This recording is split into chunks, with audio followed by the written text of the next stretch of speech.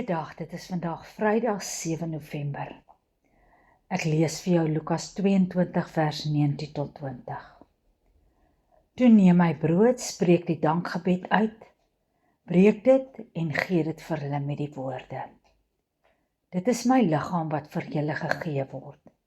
Gebruik dit tot my gedagtenis. Met die beker na die maaltyd het hy net so gemaak en gesê: Hierdie beker is die nuwe verbond, beseël deur my bloed, wat vir julle vergiet word. Ek dink een van ons kan werklik indink wat regtig beteken dat Jesus betaal het vir die ganse wêreld se sondeskuld nie. Besef jy dat Christus jou uit die kake van die dood geruk het? Ons kan onsself nie verlos nie. Ons goeie dade kan ons nie verlos nie. Slegs deur die dood van Jesus Christus en deur sy bloed en omdat God my liefhet, het hy my gered van die dood en die doodsbestaan. Daarom as ons die nagmaal vier, is ons diep bewus van die groot prys wat Jesus moes betaal het. Maar in ons harte is daar soveel dankbaarheid. Ons is verlos. Ons is verlos. Daarom kan ons dit met vreugde vier. Ons hoef nie rond te loop soos morbiede mense, sonder hoop en toekoms nie.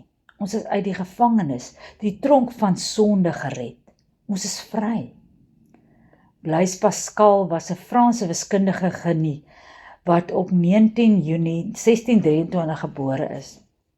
Hy het een aand baie laat in die nag, toe hy omtrent 31 jaar oud was, God ontmoet en totaal sy lewe tot Jesus omgeskakel.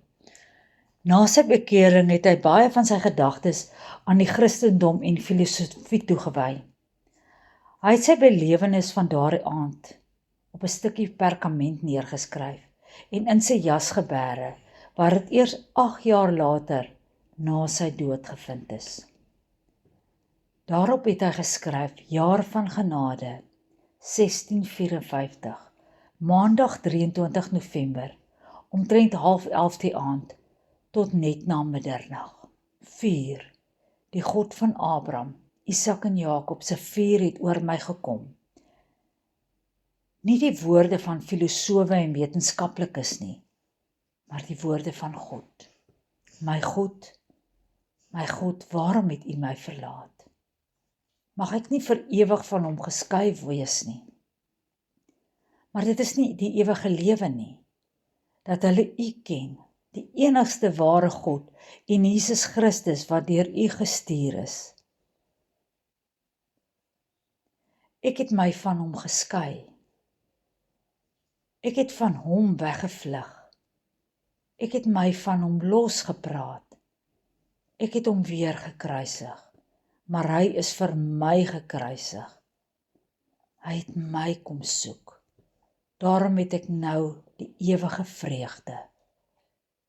vreugde en die ewige lewe. Een woord staan duidelik uit in sy belydenis: vreugde, vreugde, vreugde. Trane van vreugde, omdat God vir hom alles verander het. Sonde en skuld vat 'n mens se vrede weg. Sonde is soos 'n klomp toue wat jou verbind. 'n las. Sonde druk jou vas. Daarom staan daar in Psalm 51 vers 14 die volgende woorde: As Dawid sy sonde bely, nadat hy oorspel met Batseba gepleeg het en haar man vermoor het, skryf hy: Laat my weer die blydskap ervaar van iemand wat deur U verlos is. Laat my U weer met toewyding dien. God se verlossing van sonde gee 'n mens weer vreugde. Daarom vier ons die nagmaal as 'n fees van vreugde. Vreugde want ek en jy is vir altyd verlos en het die hoop op die ewige lewe saam met ons verlosser. Kom ons bid saam. Genadige Vader, ons kom na U toe met dankbare harte, nie 'n hart van vrees nie, maar blydskap. Dankie vir die gawe van die heilige nagmaal, waar ons die offer van Jesus Christus onthou, ons verlosser en redder. By die nagmaal word brood en wyn meer as net simbole. Dit is tekens van u eindelose liefde, u uitgestorte genade, u teenwoordigheid wat werklik by ons is. U het die dood oorwin. U het elke ketting gebreek.